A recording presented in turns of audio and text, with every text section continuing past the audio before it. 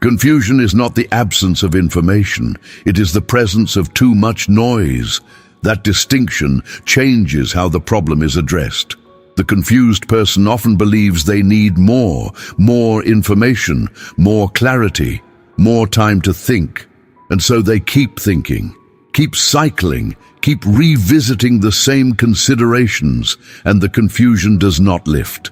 Because the problem was never insufficient information, the problem was the noise overwhelming the signal.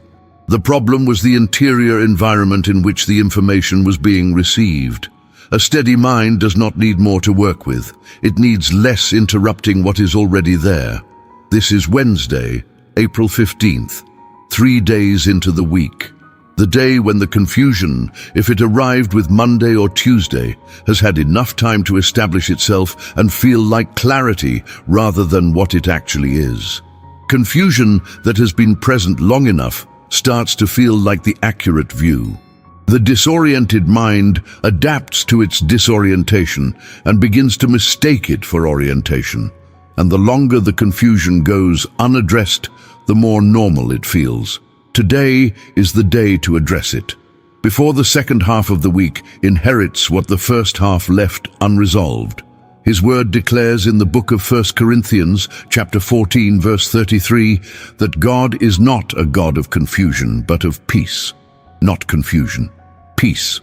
That is not a description of ideal circumstances. It is a description of his character. He does not produce confusion. He does not design it. And when confusion is present in the mind of a person who belongs to him, it is not from him, which means it can be addressed, which means he is the address to go to. Before we enter this prayer, write in the comments right now, Lord, steady my mind and remove every confusion from my thinking today. I receive your clarity and your peace. Write it as the declaration that names what is being asked for before the asking is complete. Because the mind that has declared what it needs is already moving toward receiving it. Like this video, as an act of choosing God's steadiness over the confusion the week has been accumulating. Subscribe to this channel so we can begin every morning together, especially the Wednesdays when the week's accumulation has produced more noise than signal. And share this prayer with someone whose mind you know has been confused long enough that the confusion is starting to feel normal. Now let us bring the confused interior before the God who is not confused by any of it. Lord my God and my Father, I come before you on this Wednesday morning with a mind that has been running through the noise, the competing priorities, the unclear decisions, the situations where the right path is not self-evident despite the time and energy already devoted to determining it. The relationships where the right response is not obvious despite the genuine care already invested. The demands that all feel urgent and none of which feel clearly more important than the others. All of it, before you, right now. I do not bring a clean and organized interior, I bring what is actually here. Your word declares in the book of James, chapter 1, verse 5, that if any of you lacks wisdom, you should ask God, who gives generously to all without finding fault, and it will be given to you. I am asking now for the wisdom that cuts through the noise, for the clarity that the cycling has not been able to produce, for the steady perspective that does not require the situation to simplify before it is available. For the God who gives generously without finding fault to the person who comes honestly with the confusion and asks for what only he can provide. Father, I want to name what confusion feels like from the inside, because honest prayer reaches further than composed prayer. It feels like motion without direction. The mind is not still. It is not resting. It is moving, actively engaged, processing. But the processing is not arriving anywhere. It is circular. It visits the same considerations and returns to the starting point. It feels productive because something is happening. But the something is not movement. It is rotation. The same position revisited from the same angles with the same insufficient resolution. Circular thinking is exhausting in a way that productive thinking is not. Productive thinking depletes in a satisfying way. Circular thinking depletes without the satisfaction. The person arrives at the end of a day of circular thinking with less than they started with and nothing to show for what was spent. Maybe that is exactly where you are this Wednesday. Not lazy, not disengaged, working hard, just not going anywhere. The thinking genuine, and the confusion genuine, and the gap between them real, and no amount of additional thinking is going to close that gap. Your word declares in the book of Proverbs, chapter 3, verse 5, to lean not on your own understanding. That instruction assumes the lean is already happening. The person who is in confusion is leaning on their own understanding with everything they have. And the lean is not holding, not because the person is insufficiently capable, because the weight of what they are trying to understand exceeds what human understanding was designed to hold alone. The instruction is not a rebuke. It is a release. You can stop leaning so hard. There is another support available. Lord, steady my mind and remove every confusion from my thinking today. I receive your clarity and your peace. And Father, I want to name something that confusion does to the quality of the decisions made inside it. The confused person does not stop deciding. They make decisions constantly, but the decisions made from inside the noise carry the noise. The choice made while confused tends to be reactive rather than considered. It tends to favor the option that reduces the discomfort of the confusion rather than the option that actually addresses what the confusion was about. It tends to close the question prematurely just to stop the cycling, even when the question deserved more than a premature close. Confused decisions create more confusion, not less. Because the decision made to escape the discomfort of the uncertainty tends to introduce new uncertainties. The quick answer to the question that deserved a slower one produces the follow-on questions that the slower answer would have avoided. And the mind that was running in circles to find the answer finds itself running in new circles around the consequences of the hasty one. Your word declares in the book of Ecclesiastes, chapter 5, verse 2, to not be hasty in your words or quick in your heart to utter anything before God. God is in heaven and you are on earth, so let your words be few, hasty, quick. That is the decision made from inside the confusion in order to escape it. And the instruction is not to be those things, to let the words be few, to not rush toward the answer that will quiet the discomfort, to trust the God who is in heaven, who sees from that vantage point what the person on earth cannot, to provide in the right timing what the hasty decision was trying to produce prematurely. The steady mind waits, not indefinitely, wisely, long enough to receive what the haste was cutting off, long enough for the still small voice to say something the noise was drowning, because there is a kind of confusion management that does not actually produce clarity. It produces a ceasefire. The noise stops for a while, the cycling slows, the person feels temporarily better, and then the demands return and the cycling resumes because what happened was a pause, not a resolution. Real clarity comes when the thing at the source of the confusion is addressed. Not the symptoms, the source. And the source of most confusion is not the complexity of the situation. It is the position from which the situation is being evaluated. The confused person is evaluating the situation from inside the noise. And from inside the noise, clarity is not available. To receive clarity, the person has to be moved. Not from the situation, from the position they have been in while trying to understand it. God moves the person to a different position, the position of trust, the position of the one who knows they do not need to figure everything out because the one who has already figured it out is present and willing to guide. And from that position, the situation does not suddenly become simple, but the approach to it changes, the grip loosens, The circular thinking slows. The question shifts from how do I resolve this through better thinking to how do I receive the guidance that is available for this. And that shift in question is the shift in position that makes clarity accessible. Your word declares in the book of Psalms, chapter 32, verse 8, that God will instruct you and teach you in the way you should go. He will counsel you with his loving eye on you. Instruction, teaching, counsel. These are not the words of a God who provides general information and leaves the person to figure it out.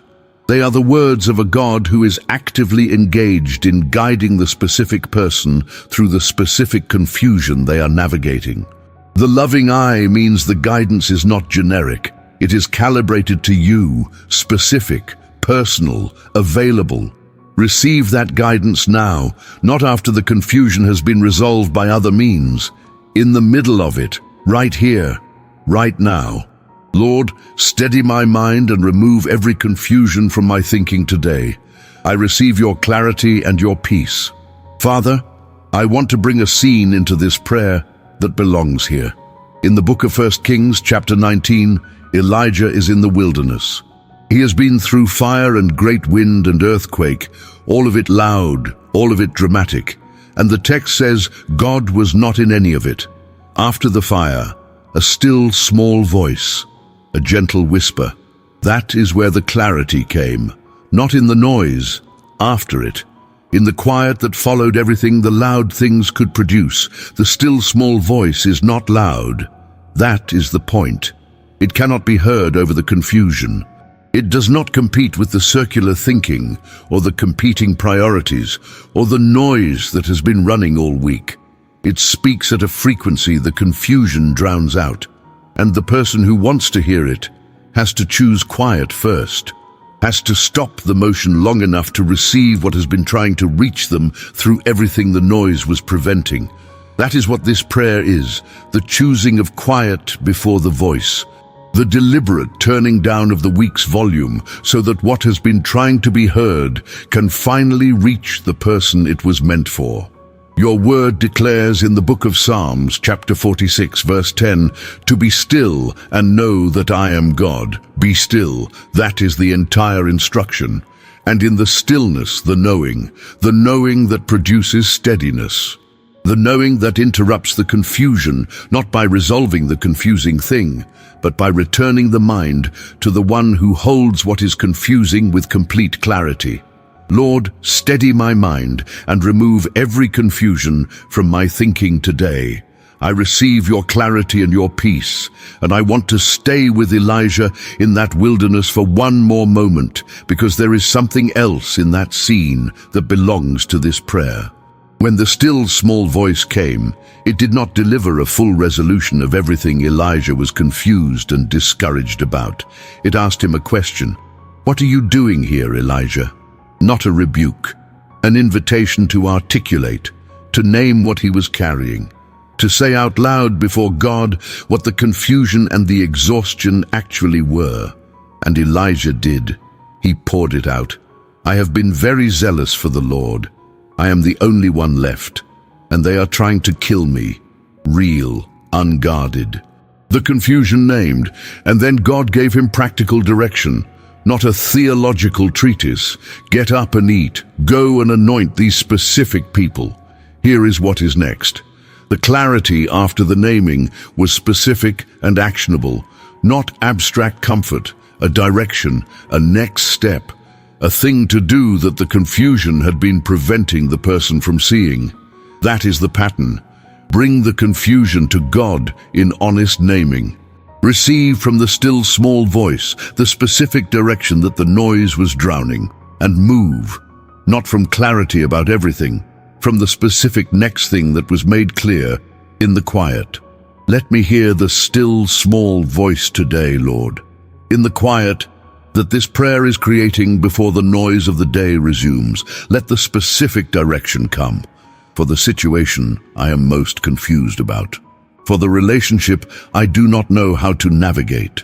For the decision that has been postponed because no option has felt clearly right. Let the voice speak into the specific and let me be quiet enough to hear it. The steadied mind evaluates differently. The confused mind evaluates everything at the same level of urgency. Everything arriving today feels equally pressing.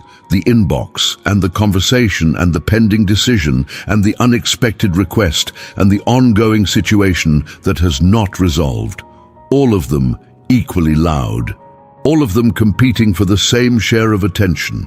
And the mind that cannot distinguish between them gives each one less than any of them deserves.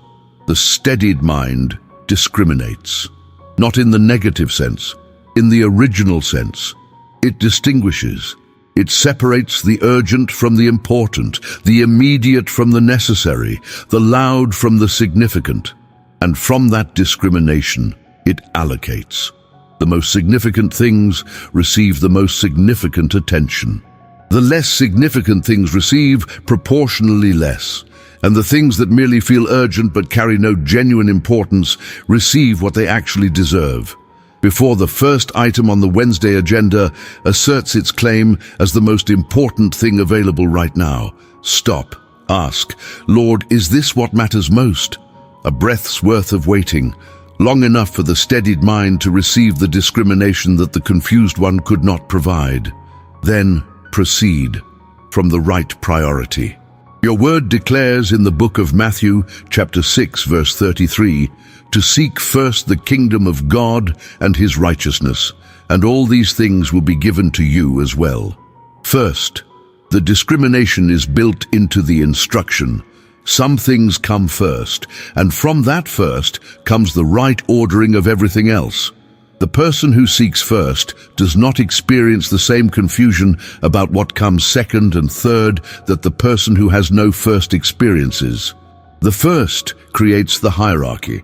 The hierarchy produces the clarity produces the steadiness. And Lord, I want to ask for something about the steadied mind in the moments of the day that feel most unclear.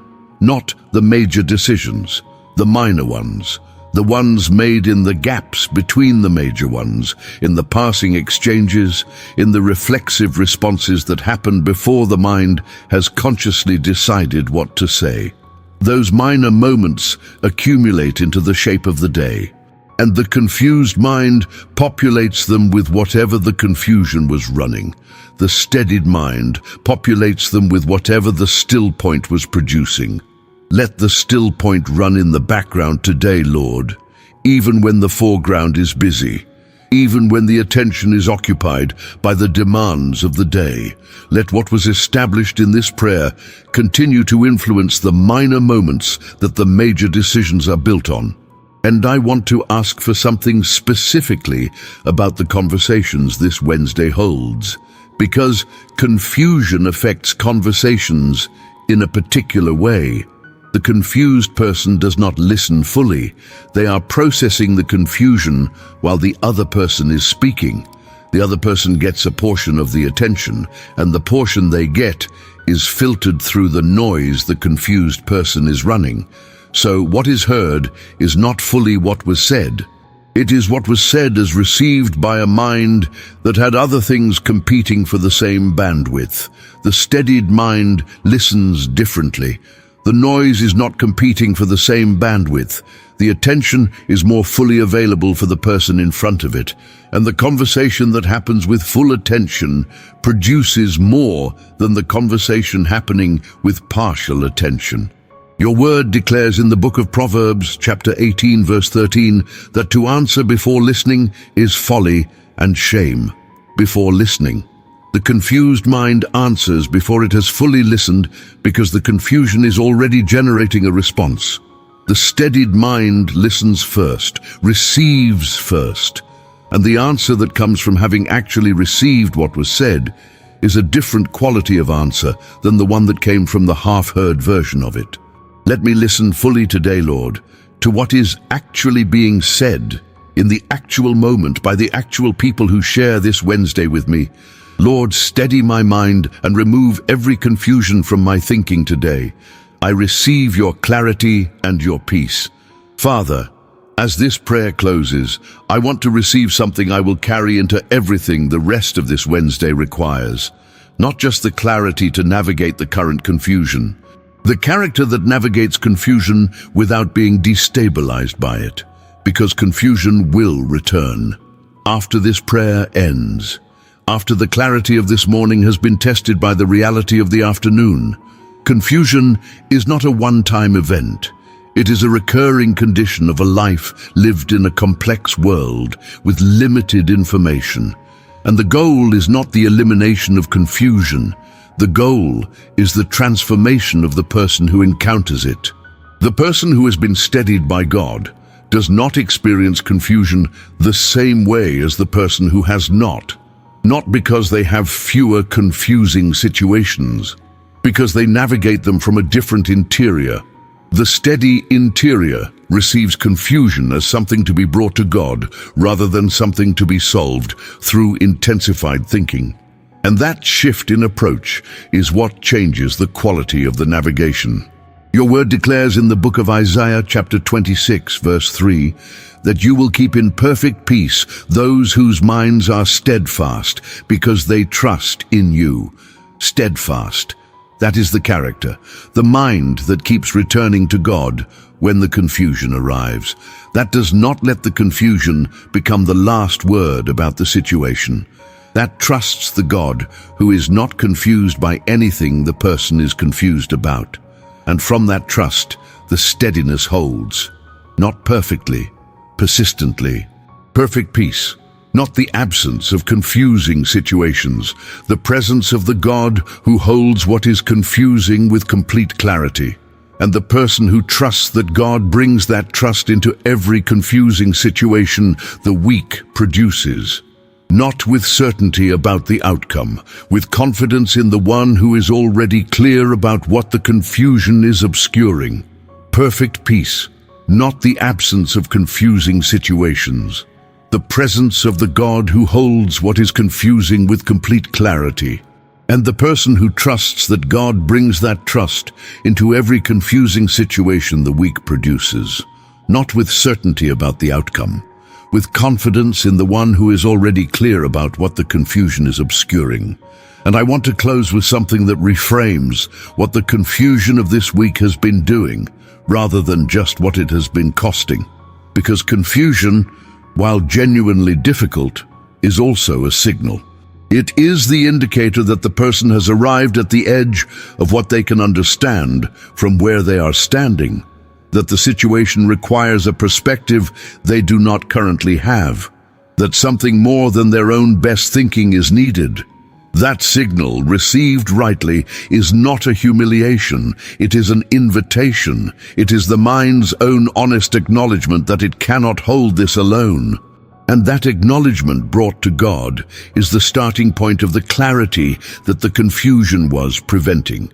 Not because the acknowledgement resolves anything, because it opens the hands that were holding the confusion so tightly that nothing else could get in. Your word declares in the book of Psalms, chapter 73, verse 24, that God guides the person with his counsel and afterward takes them to glory. Counsel. That is personal guidance for the specific confusion of the specific person, not general advice.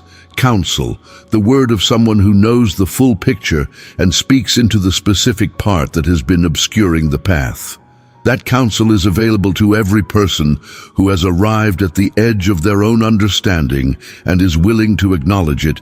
I am at the edge today, Lord, and I am acknowledging it. Guide me from here with your counsel. Let the confusion that brought me to the edge become the opening through which your clarity enters. And let what was blocked by the confusion be more visible on the other side of this prayer than it was before it began. Lord, steady my mind and remove every confusion from my thinking today. I receive your clarity and your peace. The noise has been brought before the God who is not noisy. The confusion has been placed before the God who is not confused. The circular thinking has been interrupted by a turning toward the one who already knows where the turning leads. And what is returned from that turning is the steadiness that the weak was taking away. To everyone who prayed with me this morning, go back to the comments and write it one final time. Lord, steady my mind and remove every confusion from my thinking today. I receive your clarity and your peace. Return to that when the confusion tries to reassert itself this afternoon. Not as failure that it returned, as the practiced return that is building something over time. Subscribe to this channel and come back tomorrow morning. We are here every day, bringing the noise to the God who is not confused by any of it. Share this prayer with someone whose thinking has been circular long enough that the circles feel like the truth. What you send might be the interruption the loop was not expecting. May the Lord steady your mind today with a clarity that does not depend on the situation simplifying. May every confused thought be brought before the one who holds the answers to what the confusion is asking about. May the steadiness established in this prayer hold through every noisy moment this Wednesday produces. And may you arrive at the end of this day with a mind that is measurably clearer than the one that arrived at the beginning of it. Not because the circumstances resolved, because the God who is not confused was present in the confusion. In Jesus' name. Amen.